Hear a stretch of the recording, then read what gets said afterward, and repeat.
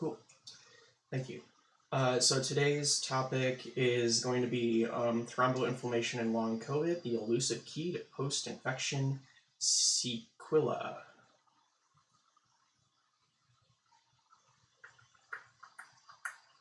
Cool. So, in our abstract, the long COVID is a public health emergency affecting millions of people worldwide, characterized by heterogeneous symptoms across multiple organ systems. Here we discuss the current evidence linking thromboinflammation to post-acute sequela of COVID-19, aka long COVID. That's just the fancy way that people call it long COVID.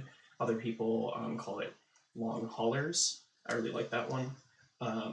But that hasn't been adopted by the scientific community at all yet. So typically they'll call it PASC. PASC. Studies have found persistence of vascular damage with increased circulating markers of endothelial dysfunction, coagulation abnormalities with heightened thrombin generation capacity, and abnormal platelet counts. Yep, that's all very standard. So I'm going to do that as a green. Neutrophil phenotype resembles acute COVID with an increase in activation and neutrophil extracellular trap formation. That's interesting. I don't know what that is. Neutrophil extracellular trap formation. I'm going to highlight that. We'll give it a new color. We'll call it white. No, white doesn't look good. We'll say gray. That's new for me. These insights are potentially linked by elevated platelet neutrophil aggregate formation. So this is the platelet hyperactivation that they're referencing, which is essentially platelets are just get like super excited and stack to things. There we go. Yeah, very next sentence. This hypercoagulable state in turn can lead to microvascular thrombus and microclots. So not only can it do microclots, but these microclots can stack up and cause macroclots. So micro, small, macro, big. And these can cause strokes, pulmonary embolisms. It can cause, pulmonary embolism. So throwing a clot into your lungs. You can also get thromboembolism, which is typically in your femoral arteries. It just causes lots of bad things. And then you can even get like perfusion issues. Some people get like spotting, discoloration on their hands, and their extremities. Some people get like blue hands. That's something that happens. I'm blanking on the word for that, but there's a condition that people just get that when it's cold and temperature sensitive, but this is something that can happen after COVID.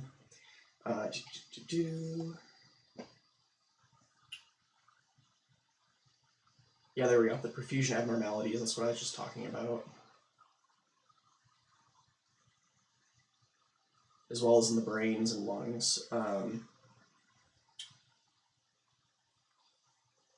Yeah, the arterial and venous thrombotic events. That's what we just discussed.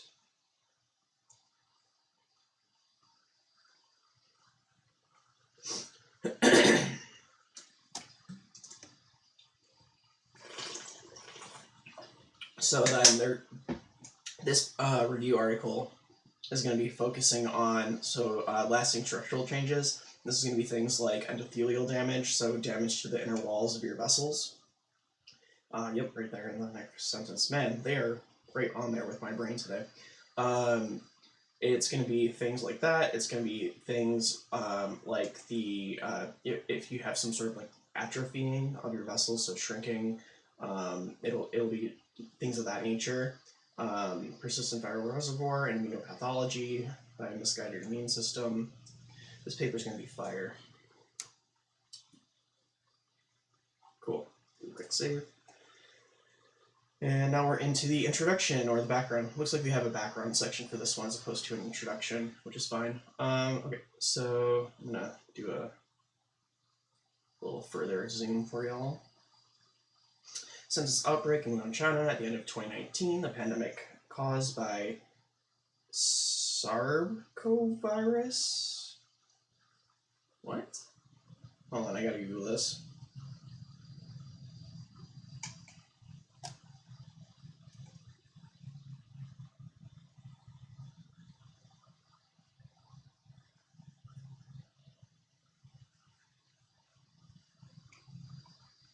Weird, my Chrome.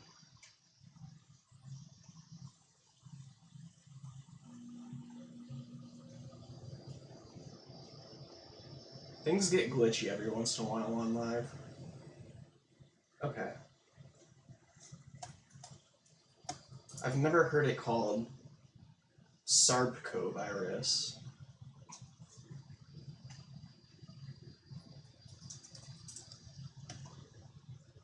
Yeah, a severe acute respiratory syndrome coronavirus 2. Sarcovirus?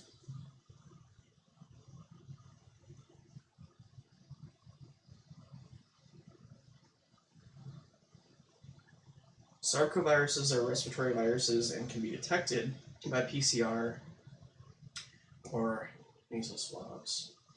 Okay, I guess it's just a phrase for severe acute respiratory syndrome viruses in general. So instead of like specifically COVID in general, it's interesting. New word.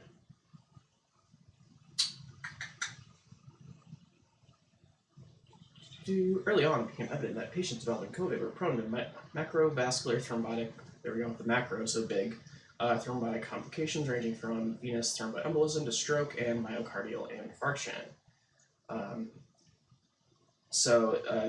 The differences between the three of those. So venous thromboembolism is something that can happen typically in your legs, where you'll get a clot that sort of gets stuck in the venous system. So arteries, blood flows away, venous, blood returns. So arteries are very strong and high pressured, so it's harder for things to get stuck in them.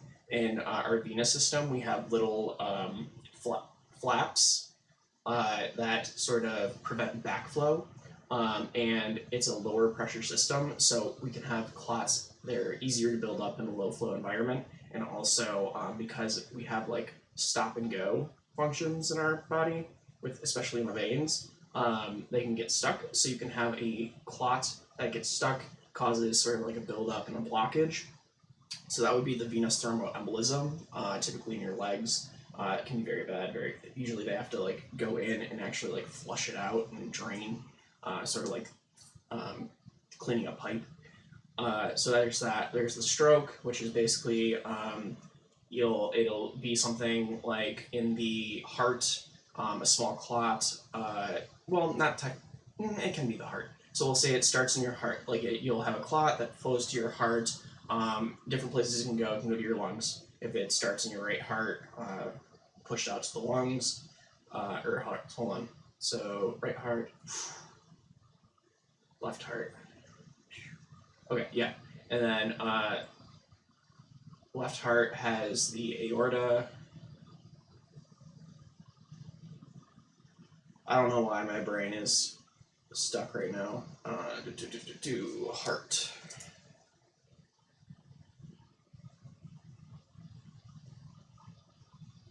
Yeah, so right heart goes out to the lungs, left heart. So the left heart will go to the brain. And so if your clot is being received into the right heart, it'll get pushed out into the lungs. And then you can have sort of that where it's hard to breathe, where it feels like you're drowning because you have these little clots that are plugging up your oxygen exchange mechanism. If you have the clot in your left heart chamber and it gets pumped out, it can go to your brain, to your eyes. That's one place it can go, and that can cause a stroke. Well, yeah, they're both strokes. And then not only that, what's the third one? Myocardial infarction. So this is basically the clot gets stuck in your heart a little bit, and it actually like kills off a piece of your heart, which is an infarct. So those are the three different things that can happen with macrovascular clots.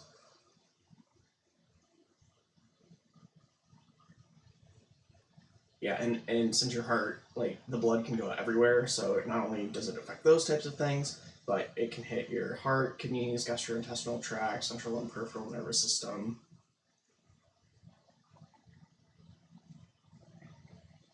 And then, yep, COVID constitutes a vascular disease, what we've been saying for a while now.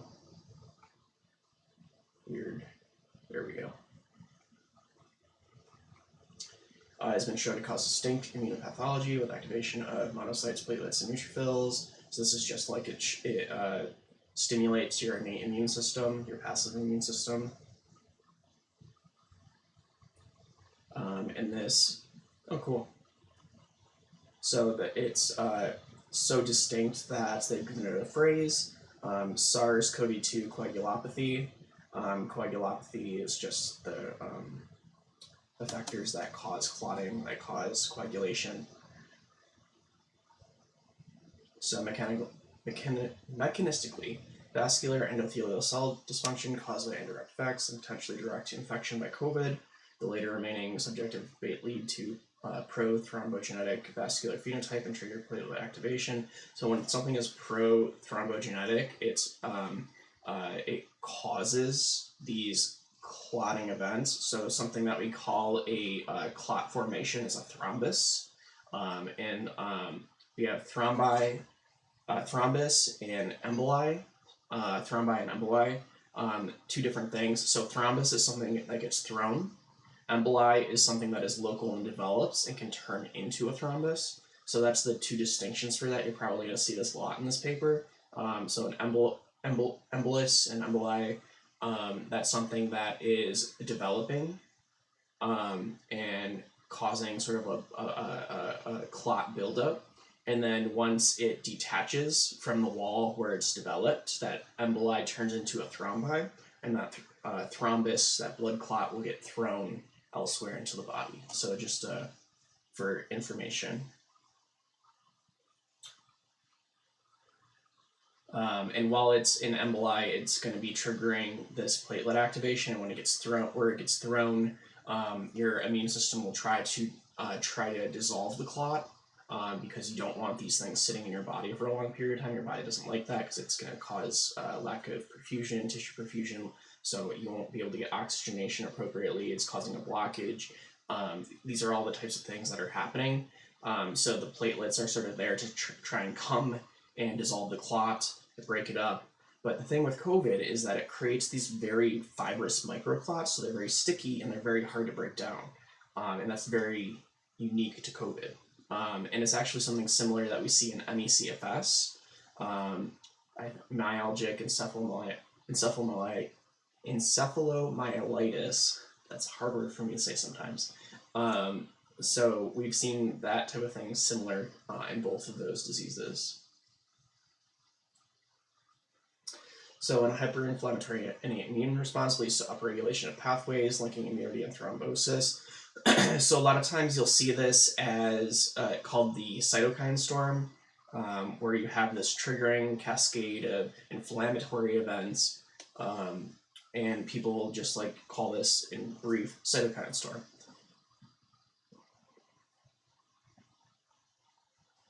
But this one's new to me, this heightened neutrophil extracellular trap release.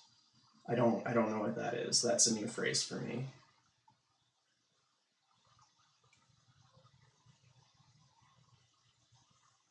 And then this is just platelet leukocyte aggregate formation, so that's the fibrous microclotting.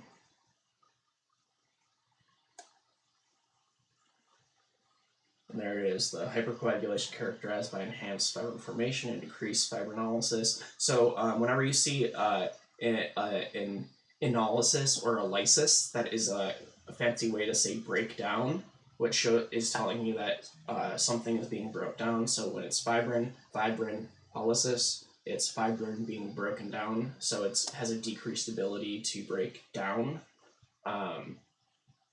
reflecting a procoagulant state. So that's just saying because it's harder to break down, it's going to be building up. So it's procoagulant, it's coagulation.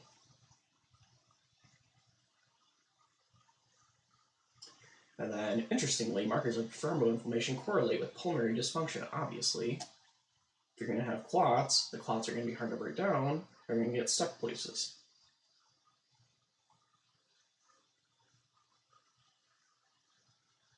Yeah, and then the big thing is that the COVID-19, someone missed that.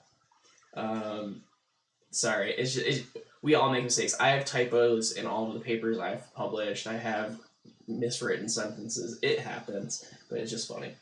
COVID-19 pathophysiology is by causing microvascular thrombus, resulting in tissue ischemia and organ failure.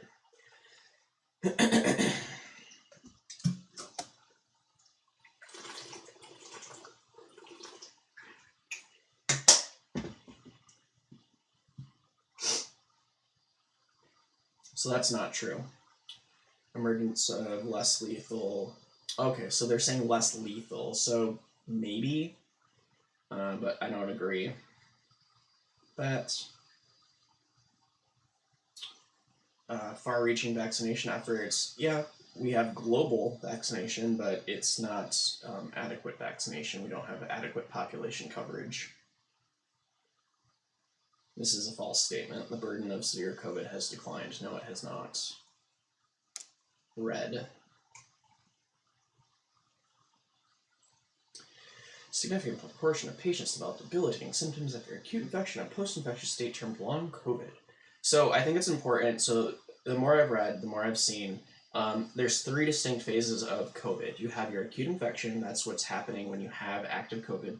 You have your post-infectious state, which is going to be for anywhere from like a month to a year after COVID. These can be your complications that develop directly from the infection itself.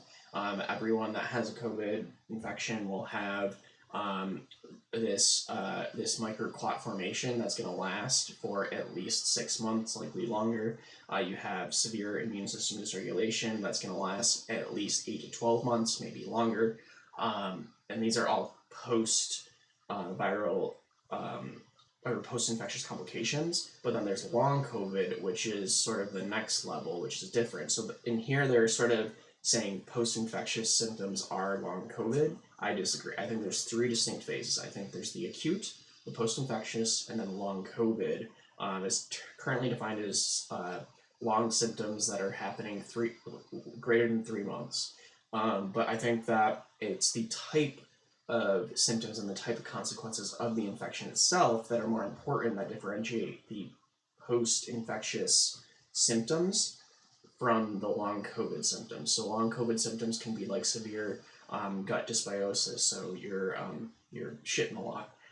It can be things like pulmonary dysfunction, not being able to breathe very well for a long period of time afterwards. It could be the ME/CFS, so fatigue that's having, so it's like there are things that we know will happen after every single infection, and then there's the long COVID symptoms, which is the long-term consequences after the infection. So I think there's 3 distinct phases. So I don't agree with how they're grouping post-infectious complications in with the long COVID. I don't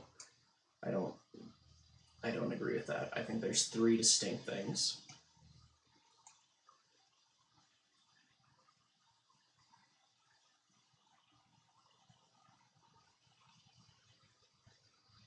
So 12 weeks, 3 months.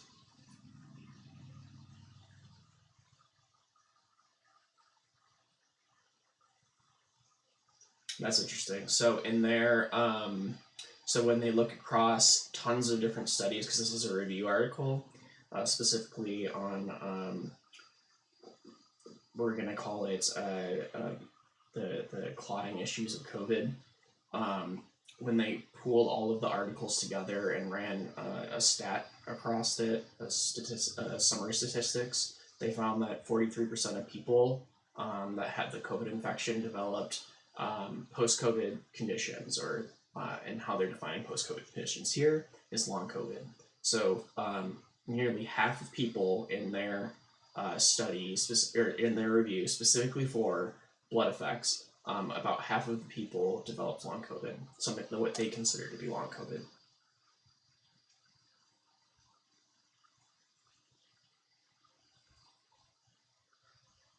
That's interesting. So about 14% of people had more than one organ system affected.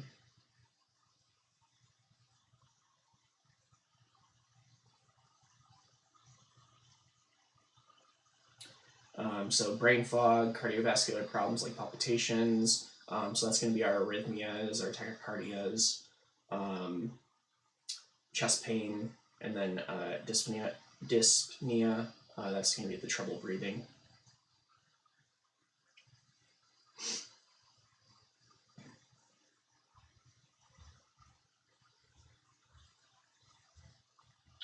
And then these are the things that are popping up. So their signals from the blood is going to be in, high levels of troponin, reflecting cardiac injury, signs of myocarditis, pancreatitis, cutaneous manifestations. We'll have to see what they mean by that later, and then changes in the lung and brain functions.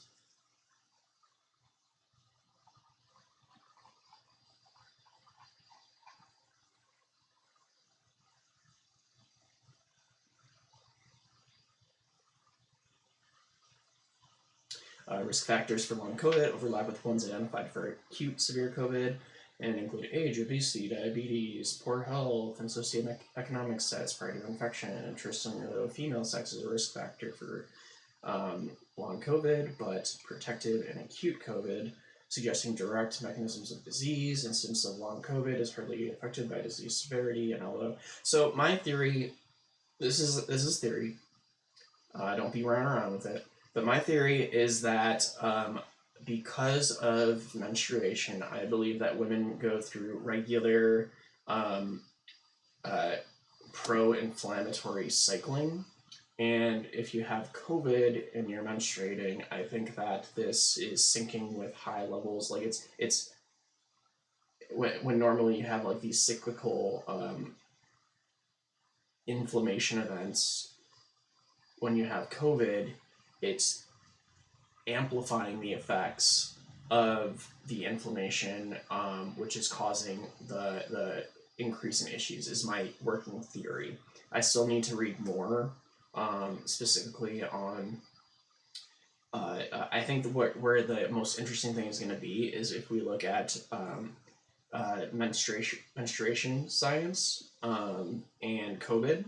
I think there's going to be very, very interesting data on, like, because of the fibrous microclots and the uterine lining shedding. I think it's going to be very interesting looking at that. I haven't gotten to that yet, but that's on my plan.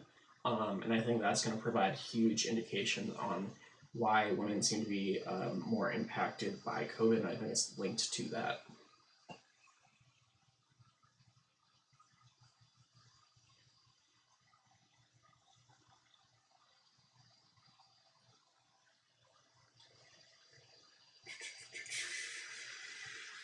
Persistent vascular dysfunction. One critical aspect of thromboinflammation is endothelial dysfunction, which is prominently evident in multiple inflammatory diseases, which including acute COVID. Studies involving patients after COVID persistently identified increased levels of von Willebrand factor. Yeah, and oh yeah, that's fine. And thrombomodulin indicating endothelial dysfunction activation. And then von Willebrand factor cleaving protein levels were reduced. That's all very standard, that's nothing new.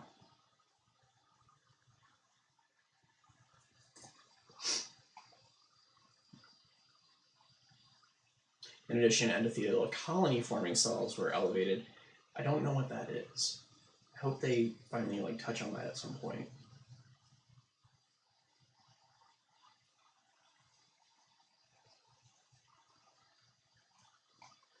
Non-invasive measurements of microcirculatory function using post-occlusion reactive hyperemia confirmed microvascular dysfunction, while the association to symptom burden and organ dysfunction remained mostly unstudied. One group reported that markers of endothelial injury correlated with physical performance. So take that as a grain of salt because they are doing reports. You need direct studies, not just reports of what people say is happening to them.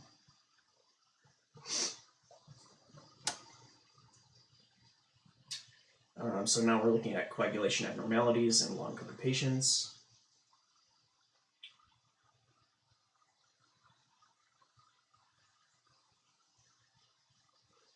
Plasma hypofibrinolytic state, while fibrinogen levels and prothrombin had time to normalize.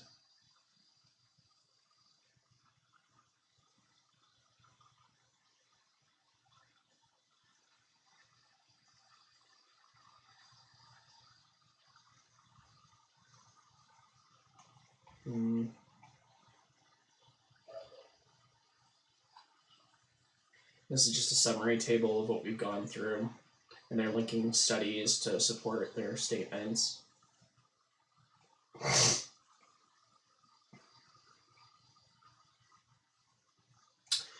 Platelet neutrophil interplay is a key mechanism of immunothrombosis in animals, and is proposed as an important mechanism in acute COVID coagulopathy.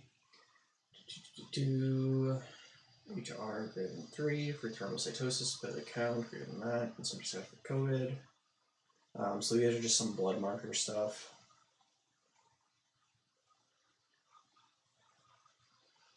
And they're saying that this could reflect reactive increases in platelet counts observed after other infections, and could also predispose to thrombotic sequela. A small study reported hyperactive platelets forming microclots as the predominant finding in patients with PASC, and Martin's Goncalves reported persistent platelet hyperactivity in survivors of COVID-19. I've reviewed that paper. It's very, very good. They have beautiful images. In a cohort of 21 patients, microfluidic assay revealed a significant increase in platelet binding to von Willebrand factor and collagen, which correlated with increases in circulating von Willebrand factor antigen levels. Similarly, neutrophils in long COVID show a distinct profile. The number of low-density granulocytes is increased. That's just that passive immunity. Whenever you see granulocytes, they're like these tiny little purple things that you'll see in histo slides. It's just showing that there's local inflammation.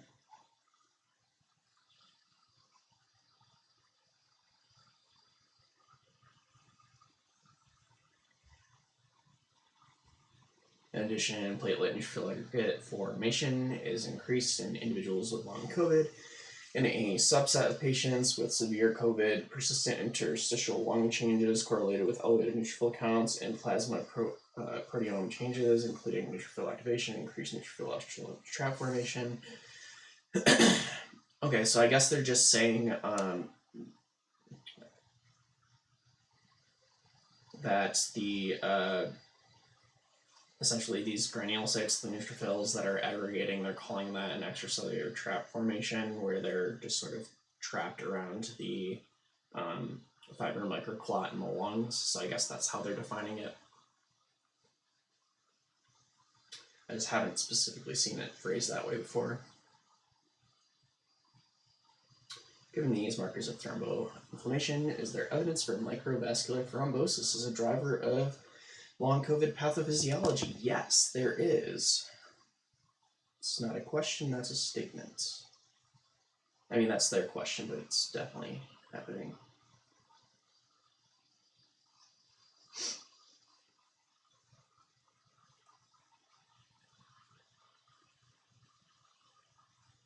So they're just giving you little graphics of everything we just talked about, which are actually really nice graphics. They did a good job.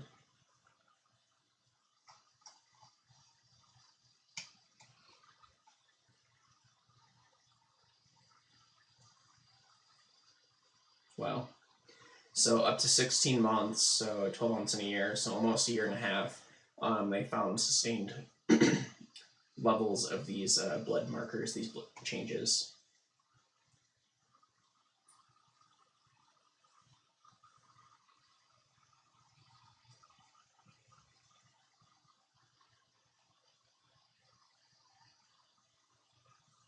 Which is pointing to persistent coagulation activation in a substantial amount of patients.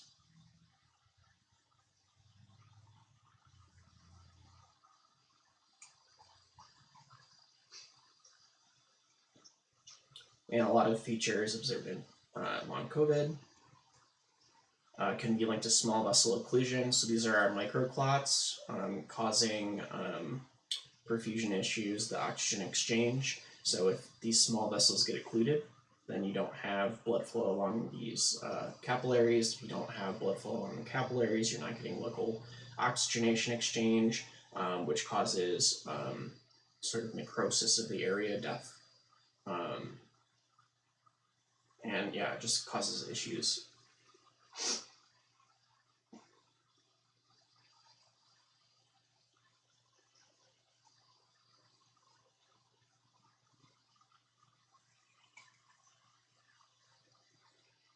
And the ground glass opacities in the lungs.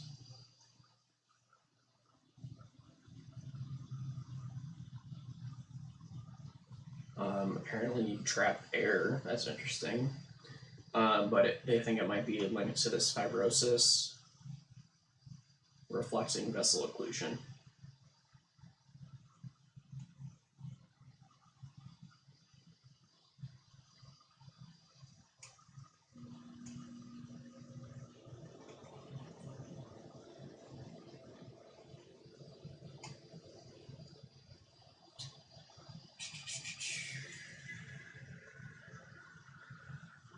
And they're talking briefly about some of the brain changes that occur.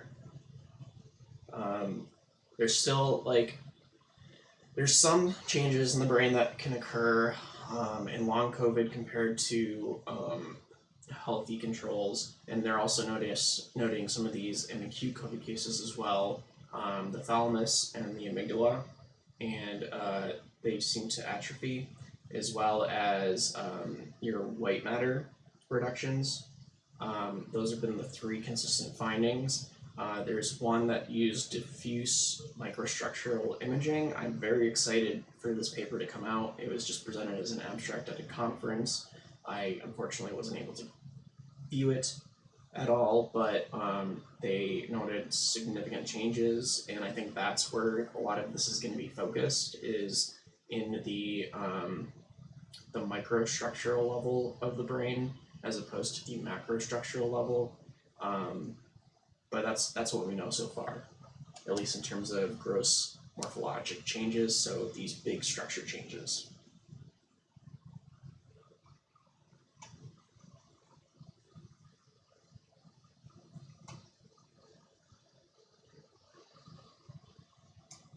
Interestingly, arterial and venous vascular events are not a leading manifestation of long COVID. However, they are the big thing with acute COVID.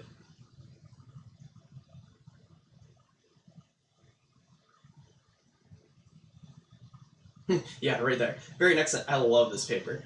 I keep saying the very next sentence. Increased. I'm not sure what they're using for the. Oh, maybe heart rate. Increased heart rate. Nope. Incidence rate, hazard ratio. There we go. Increased hazard ratio for thromboembolism and adverse cardiac events after acute COVID, which correlates with initial disease severity. Yeah.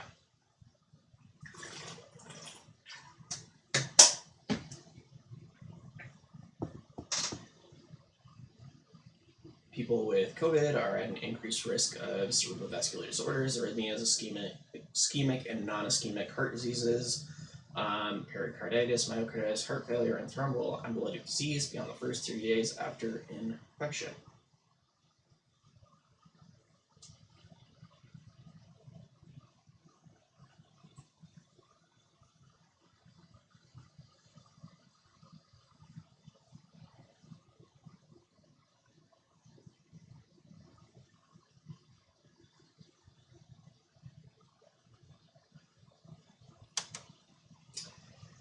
Potential mechanisms that drive thromboinflammation in long COVID. So collectively, there's ample evidence for thromboinflammatory dysregulation in a subset of patients with long COVID, which prompts questioning of the underlying mechanisms. 3 important potentially intertwined hypotheses that might contribute to a hypercoagulable state have been identified. 1. Lasting structure changes, most predominantly, so this is theory. 1. Lasting structural changes, most predominantly endothelial damage, caused during initial infection, persistent viral reservoir, and immunopathology driven by a misguided immune system. So these are the 3 competing theories currently for what's causing it. So your long-term inflammation causing damage over time. You have structural changes and damage to your inner cell walls. intervascular walls, which would cause more turbidity and potentially cause long-term consequences. And then having persistent viral reservoirs, so COVID surviving even after infection and just continually pumping itself out, even though you're not infectious, continuing to cause damage in the long term, sort of like AIDS and HIV. Those are the three leading theories. From what I've seen, it's likely a combination of all three. So it looks like they're breaking it down now, so lasting structural changes.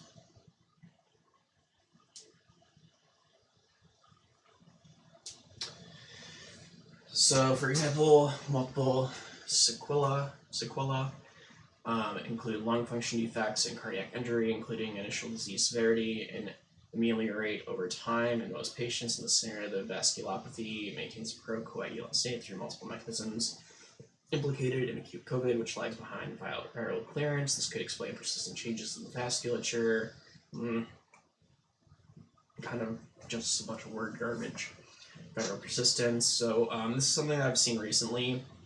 It seems like the extracellular vesicles seem to be a secondary source of COVID infection, and seem to be what's leading some forms of the viral persistence, where the RNA is somehow able to replicate in there without generating new COVID cells itself. They're infecting these and creating like viral RNA manufacturing systems that they just export from extracellular vesicle to extracellular vesicle, which is kind of crazy. I've saved the papers, haven't read the papers, but that seems to be where a lot of the viral persistence is happening.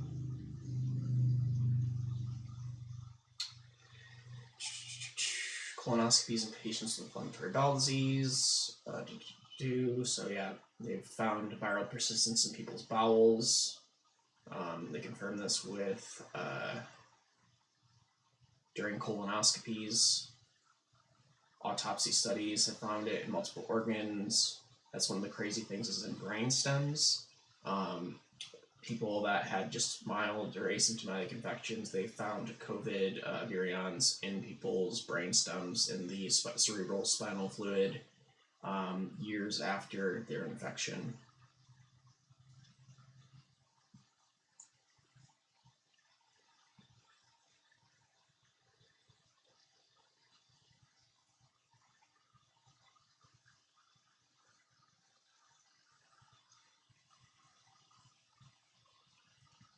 And like that's the interesting thing, and where I think those extracellular vesicles are coming into play is I'll make this green.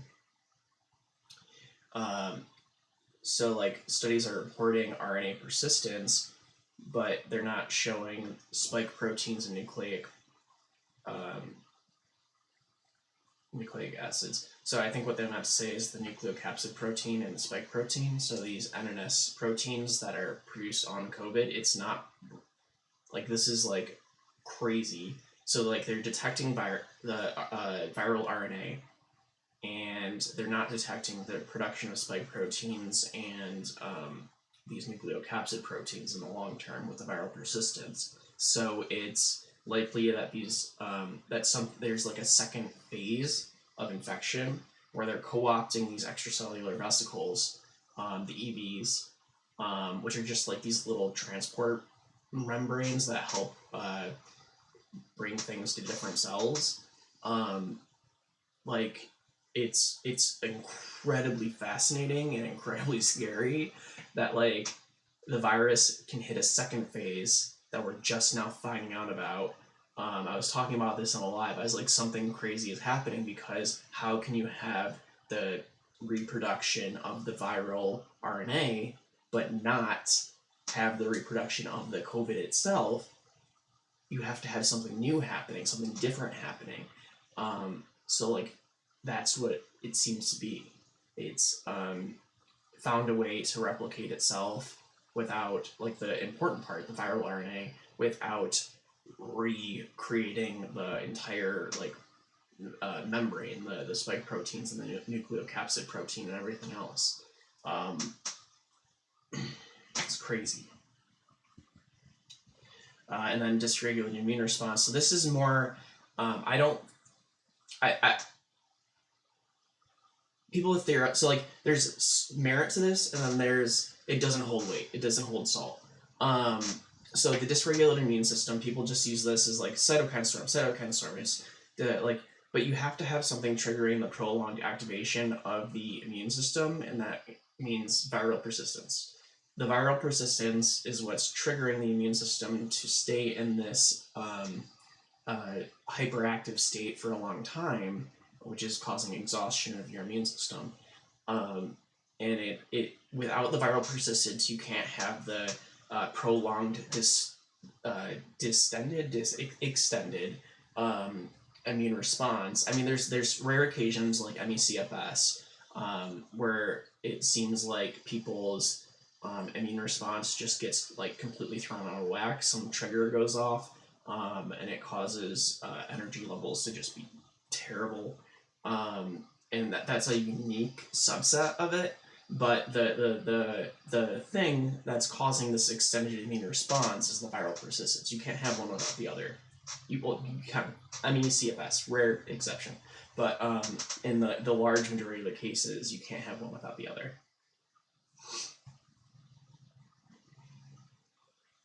Yeah, there we go. So potentially, this paper, like most of the time, it's like right on with what I'm thinking. The conjunction with the viral persistence or structural changes is reported above.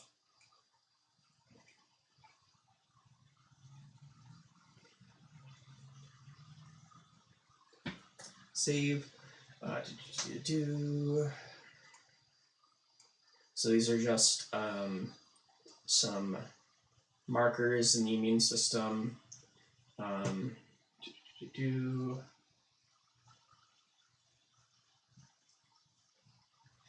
Some they've seen that Epstein-Barr virus reactivation happens a lot. Not a lot, but like enough that it's something people have noted.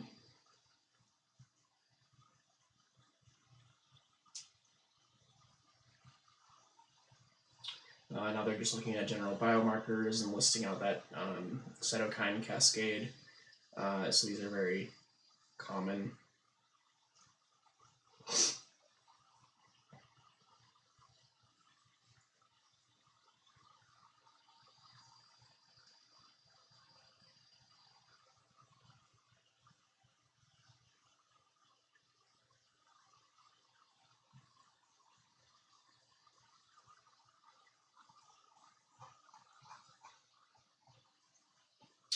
All right, so management of thrombosis risk in and preventative measures of long COVID. So the big thing with when people hear about like this fibrous microclotting, their first thing, and my first thing as well, was like, okay, why don't you just throw aspirin at it? So people take low doses of aspirin, blood thinners. Well, that's not going to do anything for this. Blood thinners aren't going to reduce a thromboembolic risk. You need antithrombogen agents. And even then, because of how sticky these fibrous clots are, like there is one study in particular that I've reviewed and shown. They have direct fibrinogen dissolving reagents, and it took them 2 cycles of sitting in this enzyme that will specifically degrade fibrinogen to actually dissolve it, which is wild. Like, you are having something that is specifically designed to degrade fibrinogen, and you have to do 2 entire treatment cycles of it to be able to get it to dissolve to a state where you can look at it. So it's very, very difficult to, and it's going to make treatment very, very hard. It's something that is going to be a huge, huge problem, especially in the field I'm in right now, which is heart medicine. Yeah, absolutely crazy. So I don't expect them to show anything promising for mitigation of thrombosis risk besides not getting COVID. But let's look.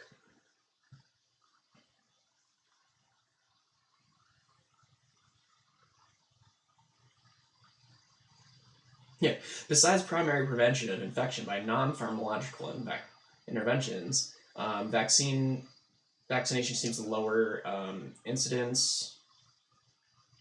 So yeah, so instantly right off the bat, they're like, the best thing to do to not get these thrombosis risk is to wear a mask, get vaccinated, don't get COVID. That's how you know it's bad, when they start off with, well, we don't have the drugs, essentially. Okay, so then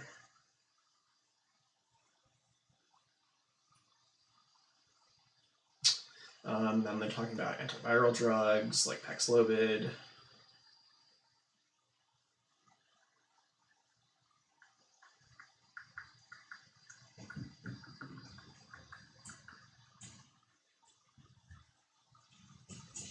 Yeah, and anticoagulation did not show beneficial effects and was actually associated with harm. And that's what we've seen.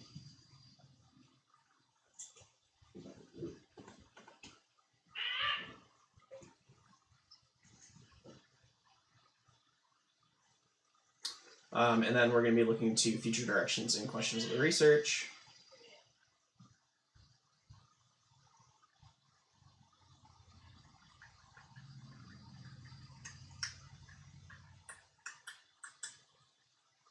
Sorry, I'm just speed reading.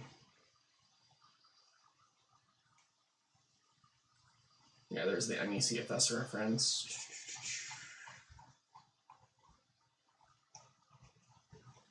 Yeah, basically everything we already talked about.